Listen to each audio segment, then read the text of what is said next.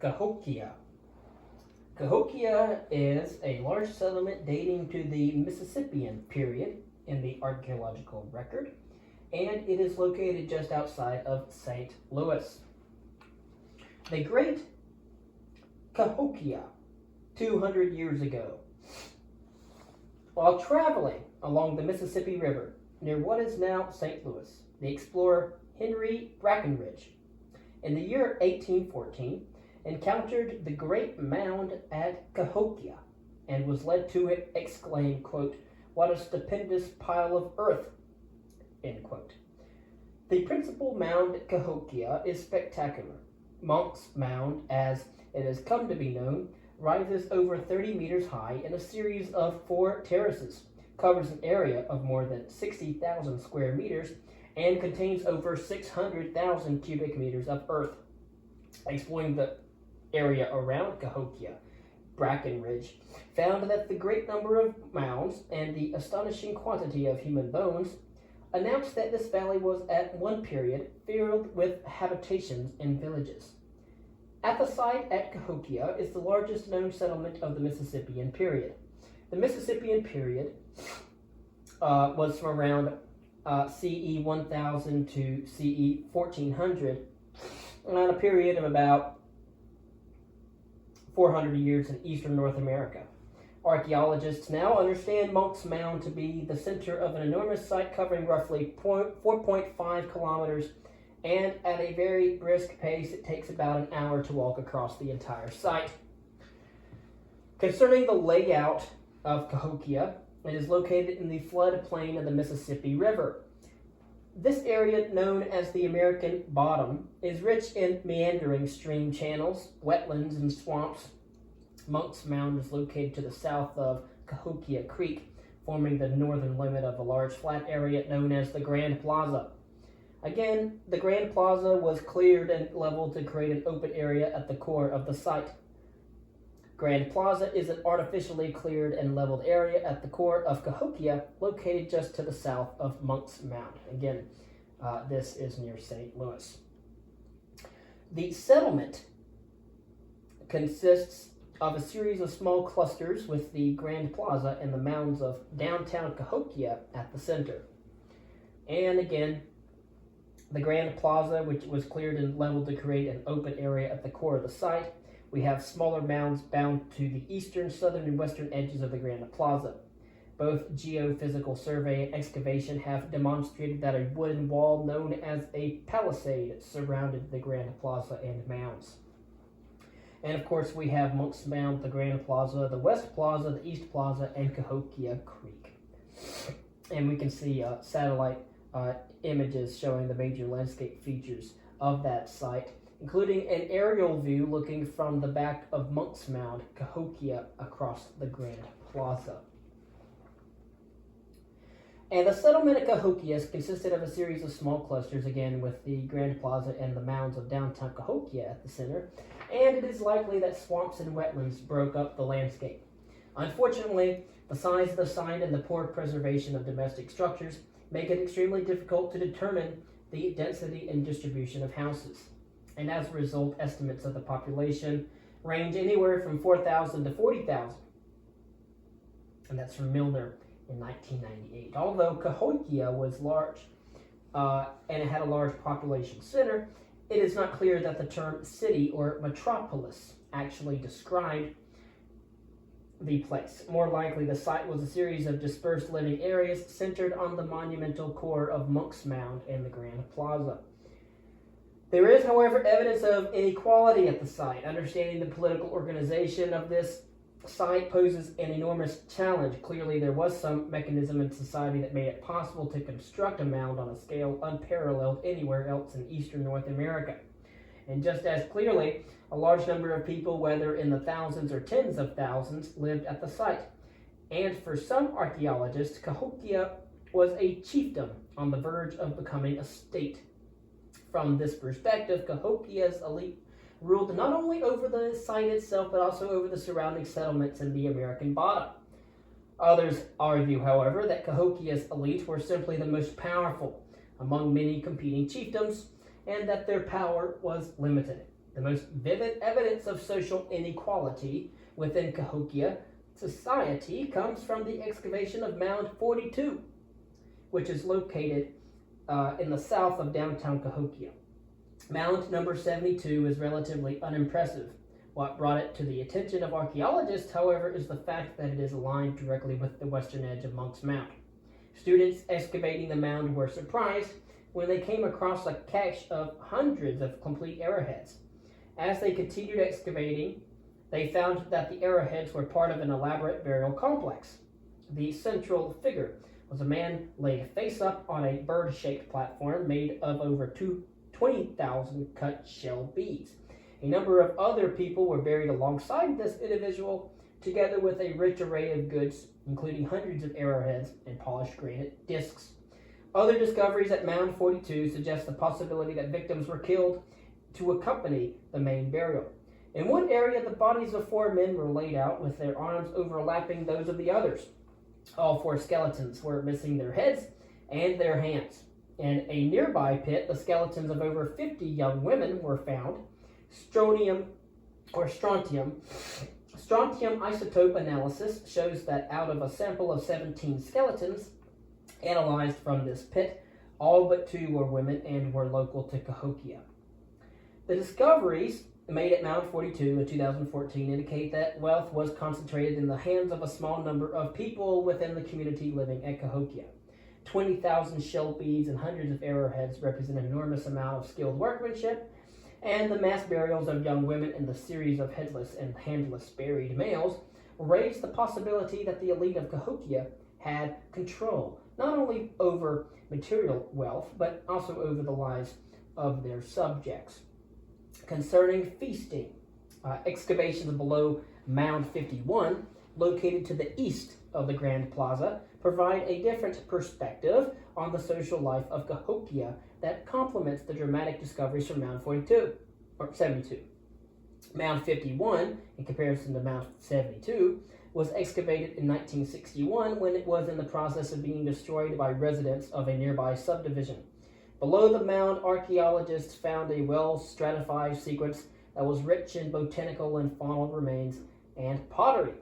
This material is not ordinary residential debris, but rather the refuse from large-scale feasting that took place in the Grand Plaza.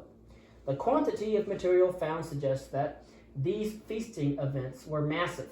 The excavators have extrapolated the amount of material in this pit by multiplying the density of objects per cubic meter in the excavated unit by the estimated volume of the entire pit. They calculate that there were over 18,000 ceramic vessels, more than 5,000 deer, and over 500,000 tobacco seeds within one stratigraphic zone. The excavations below Mound 51 indicate that the Grand Plaza at Cahokia was the site of a massive feasting and massive feasting events. The number of people who could have fit within the palisades has been estimated to 30,000. The Grand Plaza appears to have served as the site of communal feasts involving people from Cahokia and the surrounding region. And if so, the power of the elite of Cahokia might have stemmed from their ability to organize large numbers of people, large numbers of events, through feasting events rather than through a bureaucracy exercising the threat of force. One interesting possibility is that the Grand Plaza served as the setting for sporting events. The polished granite discs found in Mound 72 fit with ethnographic descriptions of a game known as chucky, which is played with discs that were rolled along the line and then struck with thrown spears. 2 discoveries in the Mound 51 excavations cast light on the religious system of Cahokia. The most common bird bones were those of swans and prairie chickens. Both species are rarely found in excavations of sites that are contemporary with Cahokia. In Mound 72, the burial of the main individual on a shell platform in the shape of a bird also suggests that birds had particular significance in Cahokia society. This interpretation is supported by the discovery during excavations in Monk's Mound of a small sandstone plaque depicting a bird man Again, there is a tablet depicting the Birdman. The excavations at Mound 51 also produced a significant amount of red cedar branches and cypress wood chips. It has been suggested that both of these types of wood had ritual significance, and large poles of red cedar, including an enigmatic ring of poles known as wood hinge, were used at Cahokia in special buildings. In summing up the evidence, the elites of Cahokia were able to mobilize large numbers of people. This is very clear.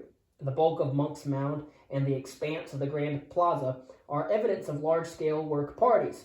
The burial goods in Mound 72 are the product of a great deal of effort by skilled artisans and craftsmen. The remains found below Mound 51 indicate that there were feasting events, large feasting events, in the Grand Plaza involving thousands or even tens of thousands of people. And perhaps the political force that made this organization possible remains unclear. What is clear, however, is the question, was it the soft power of the chief, or did the elites of Cahokia also have recourse to the controlled use of force that characterizes the state? Of course, many archaeologists see Cahokia as a society on the verge of forming a state. Unlike the societies that built Stonehenge and Pueblo Bonito, the people who built the monuments at Cahokia lived in a large, densely populated center. The sacrificial victims in Mound 72 also seem to indicate a certain degree of power that goes a long way toward the kind of authority that is found in the hands of the rulers of state societies. And now we will skip over and we will talk about Great Zimbabwe. Great Zimbabwe is a large settlement in modern Zimbabwe. Again, that's in the southeastern tip of Africa. And it includes the remains of impressive stone enclosures, and it was built between 1300 and 1450 CE. Concerning the Great Zimbabwe culture, early European explorers visited Great Zimbabwe, and when they did so, they were convinced that they had found the palace of the Queen of Sheba. It has taken decades of archaeological research to firmly discredit such fantasies that, quote, sustain a colonial interest in denying the local people a claim in their history, end quote. Great Zimbabwe is now understood as evidence of local development of political complexity in Southeast Africa during the period between 1300 and 1450 CE. Concerning the layout of the site, Great Zimbabwe is located in the modern state of Zimbabwe. The region around Great Zimbabwe is agriculturally productive and capable of supporting large herds of cattle. Great Zimbabwe also sits within an area that is rich in mineral resources, particularly that of gold. And of course, gold is useless as a element, but yet again, it does catch the eye. The architecture of Great Zimbabwe consists of large enclosures that are surrounded by walls standing up to 10 meters high, built of carefully dressed granite blocks. Circular huts built on a mixture of clay and gravel known as daka were constructed inside the enclosures. Again, daka is a mixture of clay and gravel that was used for building huts at Great Zimbabwe. Unfortunately, early excavations at the site focused on the search for evidence of the supposed foreign origin of the builders, resulting in the destruction of much of the archaeological sequence of the daka structures built within the enclosures. And that's because there were a lot of early people who thought that it was a colonial construction. Now, careful excavations of some of the remaining deposits have shown, however, that the structures were frequently rebuilt, leading to the rapid buildup of deposits that reach a depth of about 5 meters. Great Zimbabwe stretches across 2 hills and an intervening valley. The earliest occupation of the site was on the northern hill, known as the Hill Complex, which consists of a large enclosure on the western end and a series of smaller enclosures to the east. The western enclosure is roughly 50 meters across, and it is estimated that there was a space for around 20 daka huts within the enclosures. The eastern enclosure in the hill complex appears to have had a ritual function. A series of tall monolithic stones carved with the figures of birds and crocodiles was found in this area. And even one of the bird sculptures from Great Zimbabwe is in the form of a statue. Of course, when the site expanded, a new enclosure known as the Great Enclosure was built on the southern hill. The Great Enclosure is approximately 100 meters across, and it could have contained over 40 Dhaka huts. The most striking architectural feature of the Great Enclosure is a conical stone tower 5 meters in diameter and 10 meters in height. Probes into the tower proved that it is a solid structure. The enclosures running down the sides of the hills and into the valley are smaller and more modest in their construction than the hill complex and the Great Enclosure. It is estimated that they could each have contained about 10 Dhaka huts. Concerning the organization of Great Zimbabwe society and culture, there is no evidence that the walls of the enclosures at Great Zimbabwe served a defensive function, such as a fort or a castle. There is no source of water within the hill complex, and there is no sign that the walls were damaged in a conflict. The walls appear to have been built to screen the activities of elites from the view of people outside the enclosure, and so it was used for privacy by elites. Moreover, the enclosure walls on the hill complex and the Great Enclosure would have been visible from a distance, and in some cases the visibility was enhanced by mounting monolithic stones on top of the walls. And as with Cahokia, there is a considerable controversy over the size of the population. Low estimates put Great Zimbabwe's population density between 1,000 and 2,500 people, while others claim that it was between 11,000 and 18,000 in toto. The degree to which the elite of Great Zimbabwe had control over the rest of society and the extent to which they ruled over the surrounding region are unclear. More trade items, including glazed pottery from Iran and China and glass beads from Syria, are found here than at any other site in the region. And of course, these artifacts indicate that the elite of Great Zimbabwe played a critical role in the trade networks that stretched from the gold mines of southern Africa as far as that of China. The evidence from the site of Mapungubwe in northeastern South Africa puts Great Zimbabwe into a broader perspective and context and suggests that the rise of social complexity in the region at this time was not simply the result of developing trade networks. Mapungubwe provides the earliest evidence for the type of large enclosures found at Great Zimbabwe. Around the year 1220, a large community moved to Mapungubwe from a settlement known as K2, about a kilometer away. By 1250, these people had begun to build stone-walled enclosures around the elite living quarters, a pattern not found at K2. Archaeological evidence for rain-making rituals is found on sites in the hills around Mapungubwe. When the enclosures were built, the use of the surrounding hills for rain-making ceremonies came to an end. The enclosure built at the top of the hill directly overlies a ritual site. And it also appears that as the power of the rulers increased, they expropriated the powers of rain-making, becoming ritual as well as political leaders. It is likely that the placement of the hill complex at Great Zimbabwe reflects a similar association between the ruler and rain-making. In summing up the evidence, Great Zimbabwe emerged as an important node in a far-flung trade network that tied the gold mines of Africa with markets as distant as China. The elite of Great Zimbabwe lived within great enclosures that screened their lives from the rest of the society and perhaps those of the other less inhabitants of the region, and sent a visible message of their power and standing. Of course, by considering the evidence from the site of Mapungubwe, it is possible to suggest that there was also a sacred aspect to the power of the rulers of Great Zimbabwe that was associated with rain-making ceremonies. And here we have complex perspective. A comparison of Stonehenge, Pueblo Bonito, Cahokia, and Great Zimbabwe brings out the diversity of societies that would define as ranked or stratified, and some would describe as chiefdoms. Of course, Stonehenge was built by people who lived in small, dispersed hamlets that have left few archaeological traces.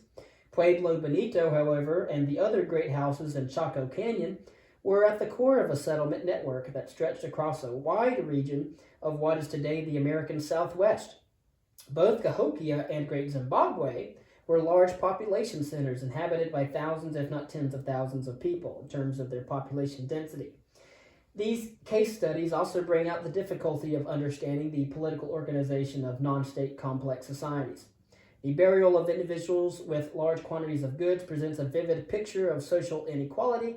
At Great Zimbabwe, the height of the walls of the enclosures projects the power of the elite, as well as their separation from the rest of the culture. The monumental nature of these four sites also leaves no doubt as to the ability of the elites to organize labor on a massive scale. However, the source of the power of the elites remains less clear. The critical question, however, is whether the elites had control based on the use of force or whether they managed society by other means, such as religious authority or the organization of ceremonies, especially that of feasting. The enigma of Stonehenge, Pueblo Bonito, Cahokia, and Great Zimbabwe is not only a question of engineering, but also one of social organization for stateless societies. One ultimately asks how, and as a historian, why a group of people came together to create these cultures and how these cultures created these structures.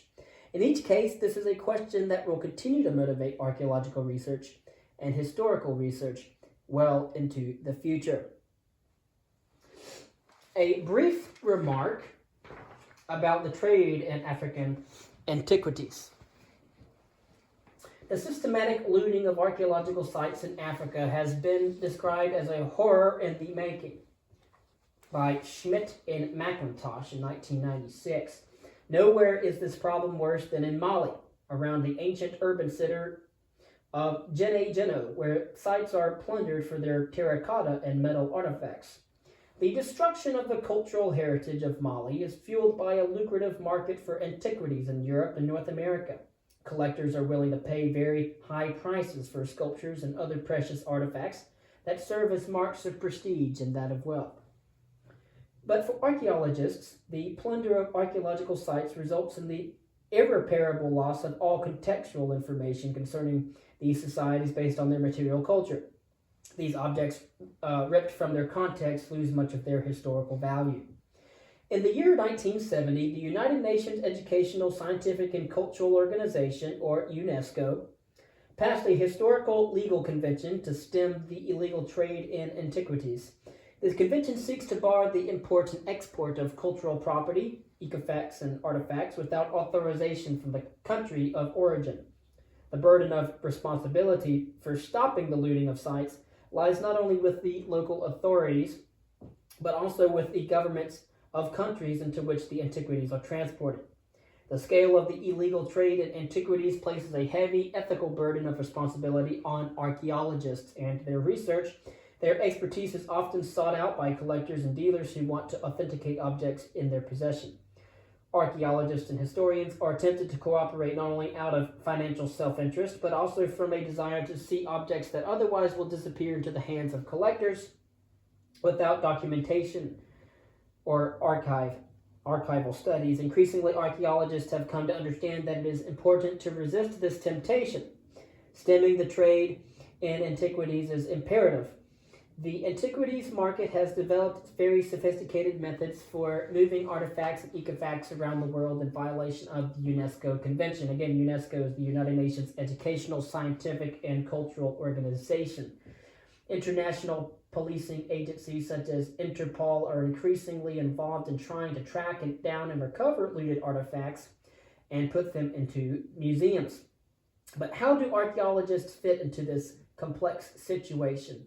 One part of the answer is that the archaeologists and archaeological community and the historians and the historical community must work together to raise awareness of cultural heritage as a fundamental human right.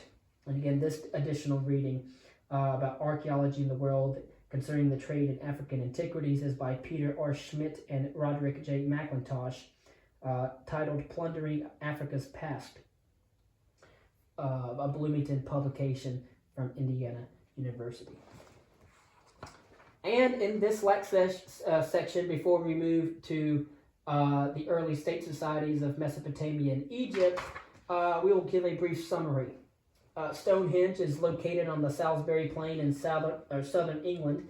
This impressive monument was built up in stages. It began in the late Neolithic period and ended in the early Bronze Age. Stonehenge was part of a landscape that was marked by many monumental constructions, including earthen mounds and enclosures. The excavations at Durrington Walls, however, have uncovered the remains of a settlement that is near Stonehenge. The Amesbury Archer burial, again, that's just one individual, and it provided rare evidence for elite status contemporary with the latter stages of the construction of Stonehenge. Beginning around the year 800 CE, Chaco Canyon, New Mexico, became the center of a regional network and the site of the construction of multi-storied structures known as great houses. Pueblo Bonito is the largest of the Chaco Canyon great houses. It has 650 rooms covering almost 2 acres of land. The population density estimates for Pueblo Bonito range between 100 to 1,200 people, and it is possible that the site's primary function was that of a ceremonial center and that only a small number of people actually lived there permanently. A small number of rooms in Pueblo Bonito have a concentration of high prestige items. Chaco Canyon was connected by roads to a network of sites known as the Chacoan Network, which covered a large part of the Four Corners region of what is today the American Southwest. Cahokia is the largest known settlement dating to the Mississippian period, which the Mississippian period covers around 1000 to 1400 CE in eastern North America. Monk's Mound, for example, is a massive structure that lies at the core of Cahokia, and it overlooks a large open area known as the Grand Plaza. Excavations at Cahokia have uncovered evidence of human sacrifice and material wealth in a burial mound, and the remains of large-scale feasting near the Grand Plaza. Great Zimbabwe was a large settlement built between 1300 and 1450 CE. Large enclosures that appear to have housed the elite of Great Zimbabwe are located on hills in the east and west ends of the site. The power of the elite of Great Zimbabwe was derived from their control over long-distance trade routes. We might ask some questions such as, how did Stonehenge fit into the surrounding landscape? Is it associated with a large settlement or other monuments? What similarities and differences are there between Pueblo Bonito and Cahokia? What evidence is there that part of the power of elites in the complex societies discussed rested on their control over trade routes? What other sources of power emerged from these societies? And that's our end of stateless societies and prehistory. Now we're going to get to cities, pyramids, and palaces. We're going to talk about, again, what we talked about before, what defines a city. We're going to go over some pyramids, finding pyramids throughout these cultures, and palaces within these cultures. The early states of Mesopotamia, Egypt, and the Aegean Sea.